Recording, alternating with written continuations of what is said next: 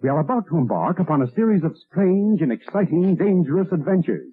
Adventures that will lead us to all parts of the world. Hello and welcome to another Bad Comic Review. This time we're looking at Cauldron of Horror Issue 1. This is a 2023 series from AC Comics. It has, like most horror comics, multiple stories within the issue. The first story is story and art by Mark G. Heike, letters and edits by Stephanie Heike, color flats by Ralph Prado. The second story, One of These Days, is script, inks, and color by Mark Heike, pencils by Dave Matsuoka, additional colors and edits by Stephanie Heike. Third story is Baby Boomer. Story, art, and letters by Mark Heike. Colors by Ralph Prado. Edits by Stephanie Heike. So the first story, The Statue Got Me High, is about a woman named Mona who is moving on from her ex and her job and gives her ex's new special lady a statue. And this woman that gets it, Caroline, starts being fascinated by the statue. And then it starts turning her into a giant woman who goes on a rampage. And this keeps happening until she figures out what's going on and something really tragic happens. The second story, One of These Days, is about a guy trying to flee from a pterodactyl man, and it ends in a rather unexpected way. The third story, Baby Boomer, is about a guy with a kid, and the kid has something special about them. Of the stories, the third one is the weakest. It's only 3 pages long, which is obviously a problem because you can't tell a lot of story in that time. The second story, One of These Days, is slightly longer without a lot of talking, and it's okay. It's a little predictable, but if you've read enough horror stuff or have seen enough horror movies, you probably get the idea what's going to happen because it's got a twist and it's not the most unpredictable, but it was fun. But the first story is the longest one and it's probably the best one. It has the time to develop the characters a little more and actually go into some interesting elements a little further than the other stories would because they're just too short. And although none of the stories are exactly positive, they were pretty well written for what they were. It was just the third one was a little weak and I thought a bit trite, but not bad considering the length of that story. It did the best it could in the time frame that it had to do it, but I think the stories probably should have been the first story and the second story and let the second story elaborate a little more because the third story was just ancillary space filler. And if you like horror comics, this one's not bad. I thought it was fun. The art's solid, especially in the first story. I like that art style a lot better. It's more AC looking art. The third story, I didn't much care for the art in that one. It was weaker, even though it's by the same guy. The colorist did a good job though. And the second story had decent art, but again, it's a weaker story than the first one. The first one was definitely the best story with the best art. So overall, I would say it was a fun read. Is it worth $6? Probably not, but there's not a lot of these horror comics around anymore that are in this same format as the classic horror stuff. So if you're a big fan of the 70s horror comics, you'll probably like this. The art's a bit more superhero-ish than horror comic, which I like quite a bit actually, but if you're looking for a 70s style horror comic, this is probably more up your alley than most of the newer stuff these days. So I thought it was pretty good, but it's probably not worth $6. AC Comics does have a pretty good reputation with me for at least writing readable comics. Not the most scary horror, but it's not the worst thing I've ever read either. As far as age demographic, this seems aimed at teenagers. There's no nudity, but there is close to nudity. You get what is partial nudity, but no full on. There's no naughty bits showing. They managed to cover everything with curtains and towels and pieces of paper, stuff like that, like you would expect. So it definitely would qualify for the comics code, but it's just not really worth the cover price. It's only that high, I think, because it is an indie book, but it's worth tracking down if you like the 70s horror comics. But that's gonna do it for this one. Thank you so much for listening and supporting the channel. If you enjoyed the video, please hit the like button and don't forget to subscribe so you don't miss future reviews. If you'd like to help the channel out in other ways, links are in the description to various support methods. And as always, we hope to see you on the next one.